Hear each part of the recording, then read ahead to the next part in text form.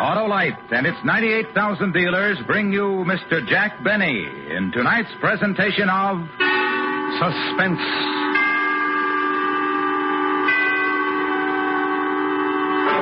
Tonight, Autolite, following a popular trend, anticipates the strange disappearance of experimental rocket ship Y-272B. The time, the year 2053. The place, the planet Mars. The star, Mr. Jack Benny.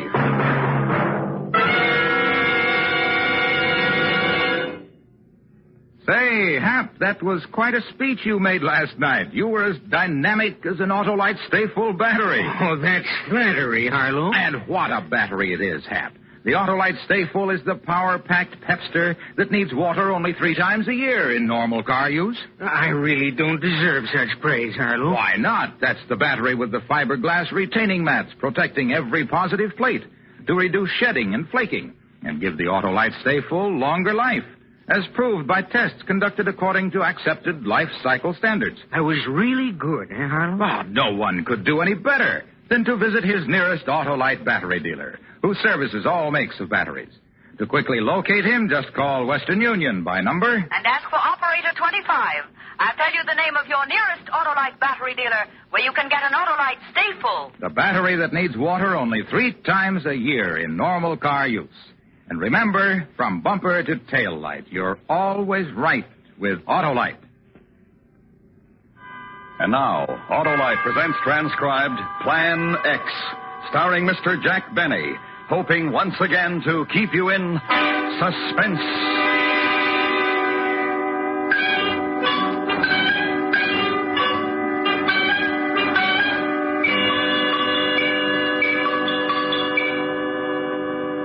The card.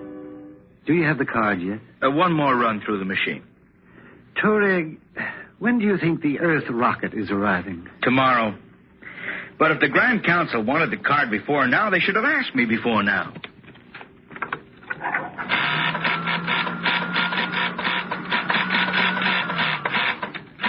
Is that it? Let me see it. Here. 13756. Zeno. Assembly line worker. Atomic escalator factory. Touareg, this is the man for the job? He has the specifications called for. An assembly line worker. That's incredible. Incredible.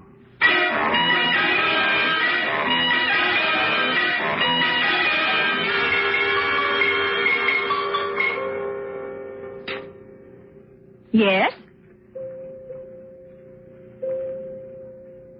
Yes? Right away. You may go in now, Zeno. The Grand Council is ready for you.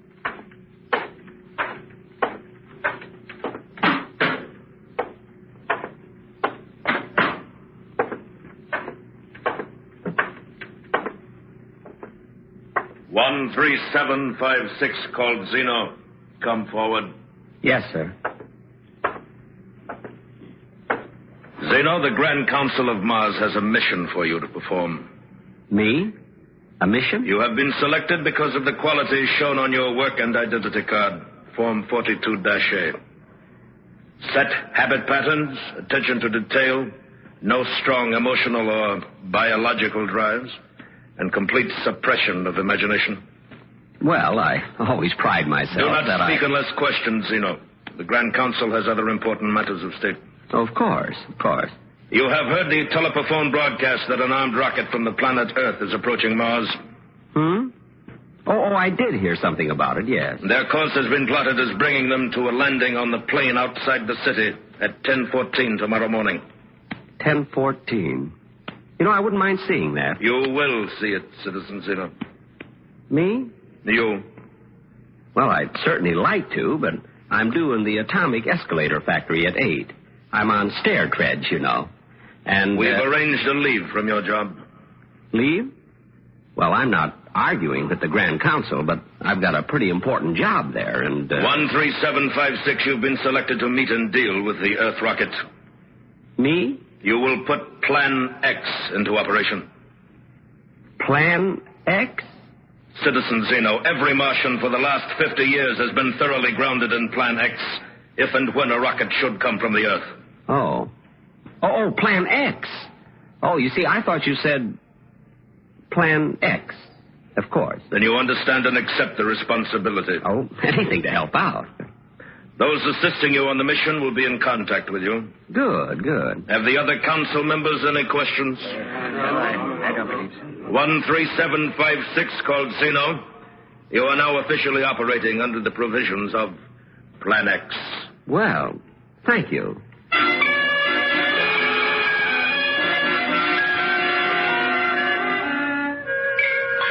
I took the aerial transmission belt directly home.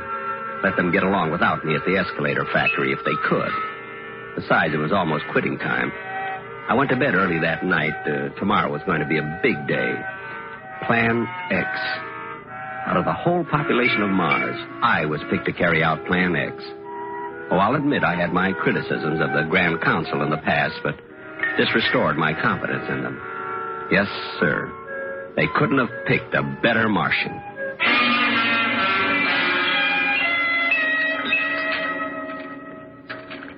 I think I'll have a second cup of Ostrich, Mother. Zeno, you haven't time. You'll be late for the factory as it is. As I told you, Mother, I'm on leave. Orders of the Grand Council. Oh, yes, of course, Plan X. But will the Grand Council care if you don't get your job back? There won't be any trouble. They couldn't replace me in stair treads, and they know it. Pass the Gorot, will you, Mother? Here. But it's fattening, Zeno. Well, I got a hard pass coming up, Mother. I owe it to myself. And you will be careful, Zeno. Oh, Mother, if I've told you once, I've told you 1,000 times. It's just an invasion rocket from that stupid planet Earth. So will you stop worrying? Ah, you're just like your father was, Zeno. Too brave for your own good. I am? Well, it's nothing, really.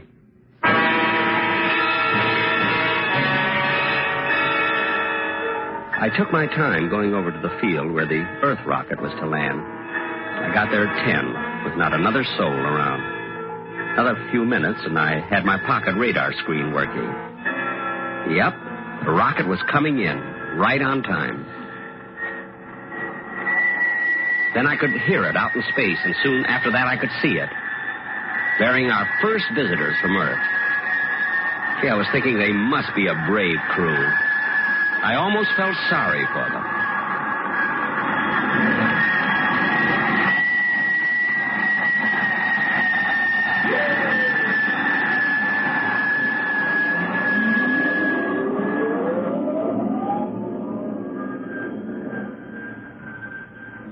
It wasn't a bad landing. Not the greatest, but not bad. After another 10 minutes, a port in the side of the rocket started to swing open, and I walked over. If I do say it myself, I made quite an impression. Commander, look. Great Scott, what is it? Commander, I think we've met our first Martian. All right, keep back, everybody. Dr. Fielding and I will deal with it. Him, whatever it is. Hand me the Martian kit, Parker. All ready, sir? Come on, Fielding. We'll be ready for anything. Right, Commander. Incredible. Absolutely incredible. I'll try to talk to him. We, Earth people, we friends. Friends? We come from out there.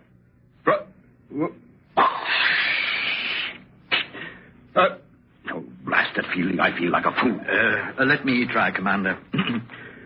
We bring you presents. Here, we bring you beads, cloths of many colors. Take them. You wouldn't have something a little more conservative? Fielding. He speaks Esperanto. Incredible. Gentlemen, welcome to Mars. It's almost as if he was expecting us. Oh, yes, for some days now. Ever since you left Earth, as a matter of fact. You hear that, Fielding? Commander, we may very well be in the presence of a superior race. Well, thank you. You say you expected us? Everyone expected us? Oh, certainly. But you're here alone. Yes. Well, unfortunately, all other adult Martians are, shall we say, unavailable.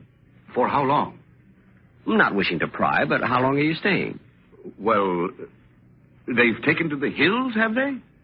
No need to be afraid of us. No need at all. There's no one in your city over there? Mainly unavailable. But I'll be glad to show you around. Martian hospitality, you know. Amazing. Can we go right away, Commander? I'll get Connie. You can call her, Fielding. But we don't want to blunder into a trap. All right, men. All in. Parker, take 3 men and stay here for rocket guard. Yes, sir. Ready, Fielding? All set, Commander. Connie, I want you to meet our first Martian. Dr. Fielding, I don't believe it. Miss Morrison, this is, 13756. Called Zeno. Miss Morrison, this is Zeno. How do you do? Well, how do you do? Incredible. But he's almost handsome in a strange way. And he speaks our language. Maybe a trick of some kind. Expedition force, on to... It's a little difficult to pronounce. On to the city!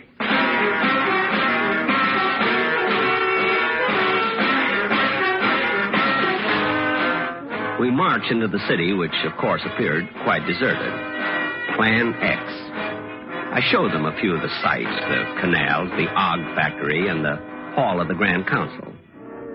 I was walking alongside of Connie, Miss Morrison, who was most unlike the women of Mars. I caught myself showing off, riding the aerial transmission belt with one hand. Finally, I took them all to the art museum. Oh, Commander, this place, this civilization, it's fantastic, fantastic. Look at the sculpture, Dr. Fielding, the line, the detail. I've never seen anything so beautiful. It's nothing, really. Zeno, you don't mean that you... Well, no. You see, I work at an atomic escalator factory. I'm in stair treads. Everybody, over here. Look at this. Oh, what is it? What, isn't that what...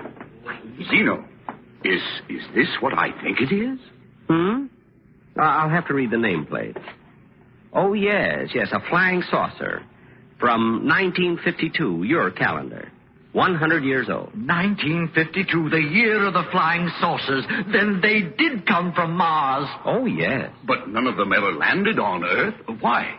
It just didn't seem worthwhile. Nothing personal, of course. I just can't get over this planet. It's so different from anything we imagined. Now, here's something you might be interested in. Right over here. What? Looks like a weapon of some kind. Oh, yes. Yeah, you see, it's a paralyzer ray. It's 300 years old. But why do you have it in the museum? You don't mean that weapons like this are 300 years obsolete? Well, you might say that, yes. You see, no adult Martian has carried a weapon for hundreds of years. Well, why not? Why should we? But to defend yourself. Well, we just have no aggressive impulses, that's all. Well, if someone struck you, wouldn't you strike back? I couldn't. But it doesn't matter. No one could strike me. No Martian, that is. Yeah. We've never had any trouble. Zeno, you're in the diplomatic service? The escalator game. Yet you were delegated to meet us. Yes, by the Grand Council.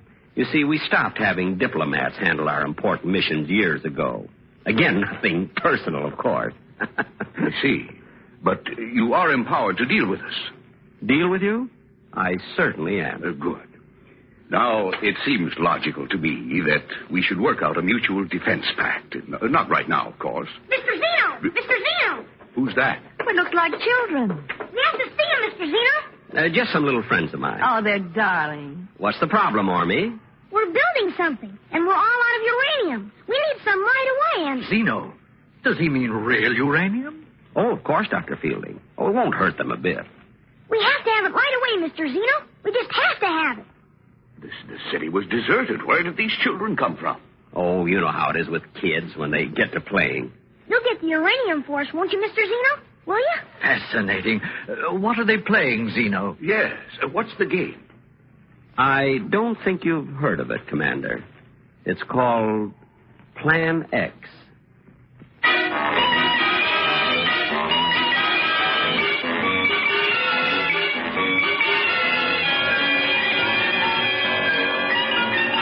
Autolite is bringing you Mr. Jack Benny in Plan X. Tonight's presentation in radio's outstanding theater of thrills, Suspense.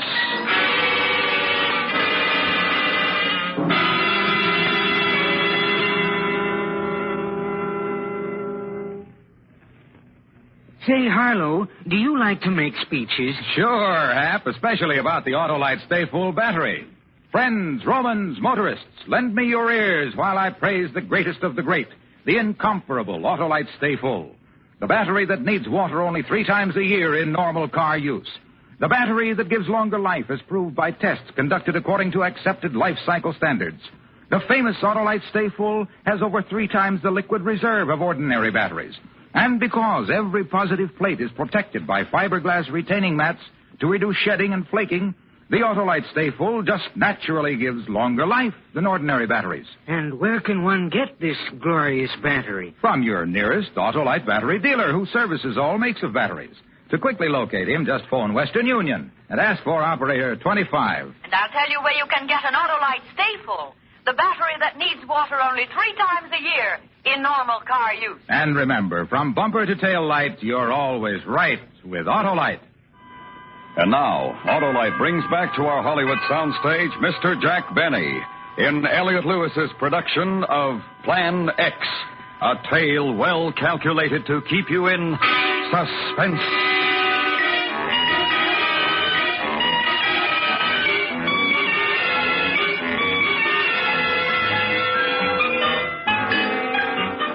For the next week, I showed the Earth expedition around the city, signed a few treaties, and had several long conversations with Miss Morrison. Well, not too long, but I felt we were building a solid friendship. It was too bad it was coming to an end. You're not going out again this evening, Zeno? Mother, so I've been out 2 evenings in a row. Doesn't have to be fatal, you know. This is the time of year you always get that chest cold. Oh, chest cold. Anyway, Mother, I have to go over to the rocket. Don't they plan to go back to Earth tomorrow? They plan to, yes. Miss Morrison promised to take a little farewell walk with me this evening. Don't let her keep you out in the moonlight too long, Zeno. Mother, why, that's the most ridiculous thing. You just don't know how attractive you are. Now, Mother, Miss Morrison and I are merely friends. And to think of anything beyond that is just... Mr. Zeno! We're almost finished the game, Mr. Zeno. Good. All finished, Army? Just about. It's tomorrow morning at 8:45, isn't it? 8:45. Anything else you need, Army? I mean, any more uranium? No, I just wanted to make sure it was 8:45. Well, see you in the morning, Mr. Zeno. Goodbye, Mrs. Zeno. See you in the morning, Army. Such a cute little fellow, Zeno. And smart. Is he? Mother, you have no idea.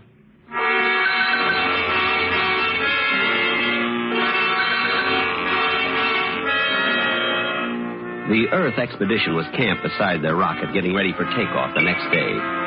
Connie, Miss Morrison, waved when she saw me coming. I waved back, and then she smiled at me, and I smiled back. It was a beautiful evening. We walked out over the plain, Connie and I, and then we sat down quite close. Connie lit a cigarette, and I opened up a package of Gurkhag. Zeno. Yes, Connie. Miss Morrison. Connie. How is it you're not married, Zeno? Don't Martians believe in it? Oh, definitely. But there's Mother and... And what? Connie, you don't find me a little bit strange? You mean because you're a Martian? Not exactly. You see, even to Martian girls, I'm a little bit strange. I find you very attractive, Zeno. Really? You're from a superior race? Well... The commander may not see it, but Dr. Fielding does, and I do. Your civilization, your culture, and you. Actually, I'm... What are the other Martians like? You know, I seem to feel there are people all around watching, waiting, and yet we've seen only you. And the children, of course. Yes, and the children. They've been playing around the rocket all day. Yes. Zeno, what'll happen to this planet, this beautiful planet, when the next Earth rocket comes? And the next one? Connie. I'd almost like to stay here. Or I wish we'd never come. None of us. Connie, there's something I... What, Zeno? What is it? It's just that it's getting cold. Maybe we better go back.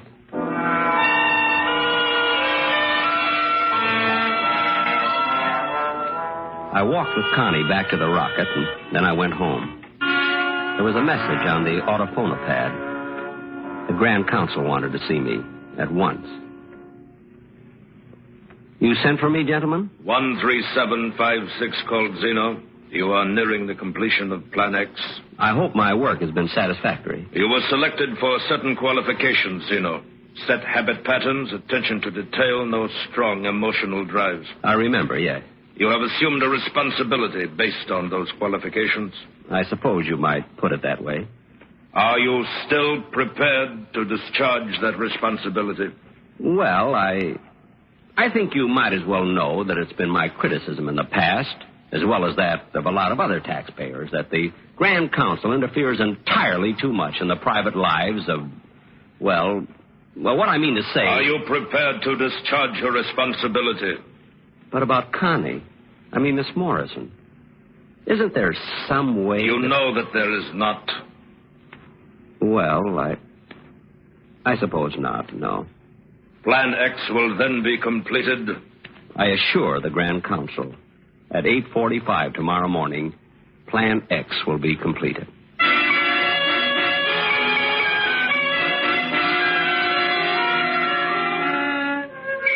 I didn't sleep well that night, and Mother was worried when I hadn't any appetite in the morning.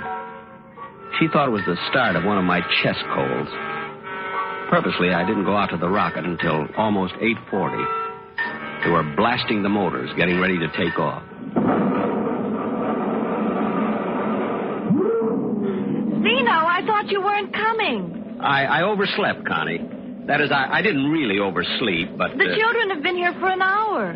We're just about to finish playing, Mr. Zeno. Oh, good, Army. Did you win the game? Plan X? I think so. We'll know in a minute, Mr. Zeno. They're so intense. Are the children on Mars always that way, Zeno? Well, not always, no. Ah, come to see us off, did you, Zeno? Good boy. We counted on you. Well, thank you. Come over here, Fielding. Yes, Commander. Connie, Fielding, Zeno here has been so helpful to us that I've come to a decision. That's very nice of you, but I'm pretty well stocked up on beads right now. A different kind of a present. Zeno, I've decided to invite you to come with us to Earth. To Earth? How about it, Zeno? We're taking off in 16 minutes at 9 o'clock. How about it? Well, it's not that I don't appreciate your thinking of me, but Mother would worry and... You see, we need you, Zeno. That's not true. Well, I'm afraid it is. You see, I think Zeno is a much more important man than a worker in an elevator factory. Escalator. I'm in stair trams. And if we have Zeno along the next time we come back to Mars, we'd be much less likely to run into, well, an ambush. I'm afraid he's right, Connie. He's not right. How about it, Zeno? Thanks, but no. Commander, those kids, they've got some sort of a ray gun set up. Fielding.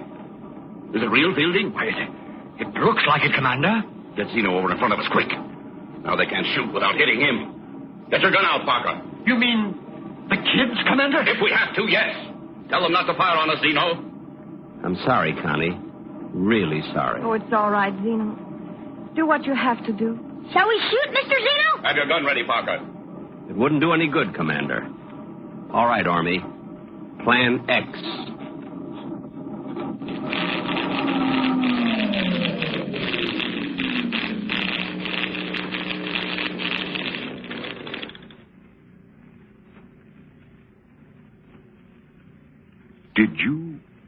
Did you fire, Parker?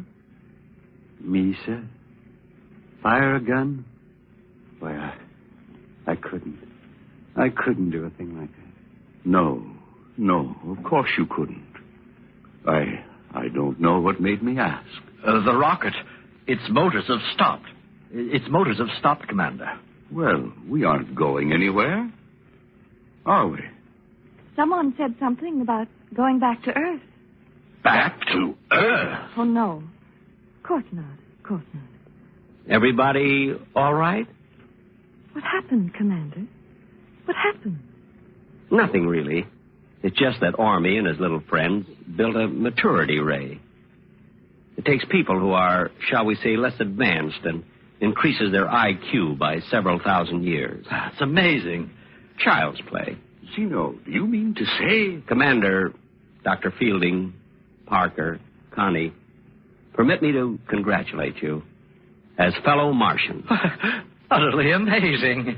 Connie. Look, here come the Martians. Our fellow Martians, thousands of them. They're coming to welcome us. Connie. Oh, look at them.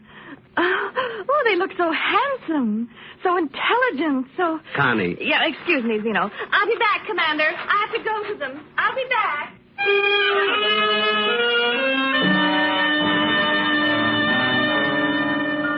Well, she did like me for a while. Before Plan X.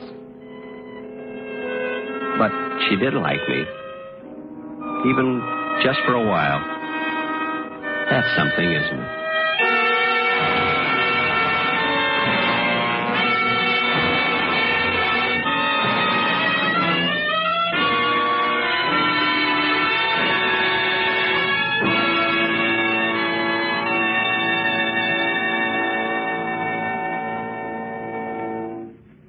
Suspense, presented by Autolite. Tonight's star, Mr. Jack Benny. This is Harlow Wilcox again, speaking for Autolite, world's largest independent manufacturer of automotive electrical equipment. Autolite is proud to serve the greatest names in the industry. That's why, during the early months of 1953, as we did last year, the Autolite family will join in saluting the leading car manufacturers who install Autolite products as original equipment.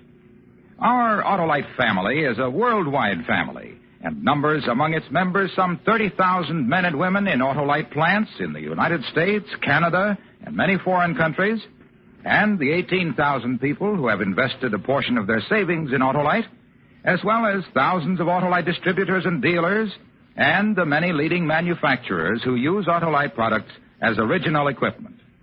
Our Autolite family will salute the Dodge division of Chrysler Corporation on the next Autolite Suspense program on television. If you live in a television area, check the day and time of Suspense so that you'll be sure to see this program.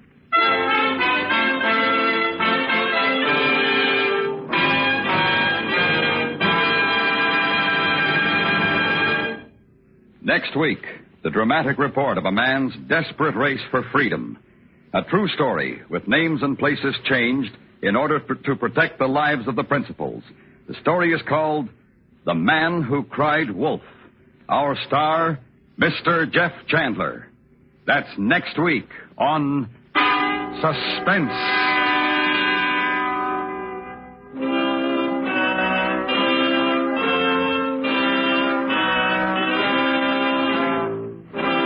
Suspense is transcribed and directed by Elliot Lewis, with music composed by Lucian Morowick and conducted by Lud Gluskin.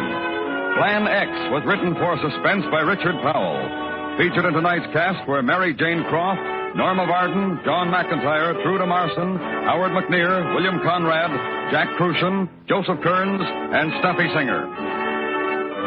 The Jack Benny Show may be heard every Sunday on the CBS Radio Network. And remember next week, Mr. Jeff Chandler in The Man Who Cried Wolf.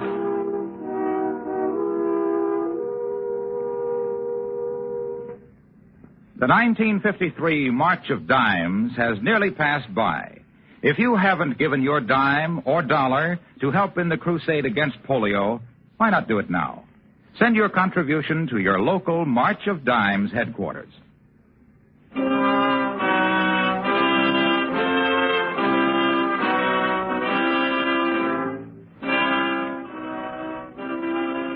This is the CBS Radio Network.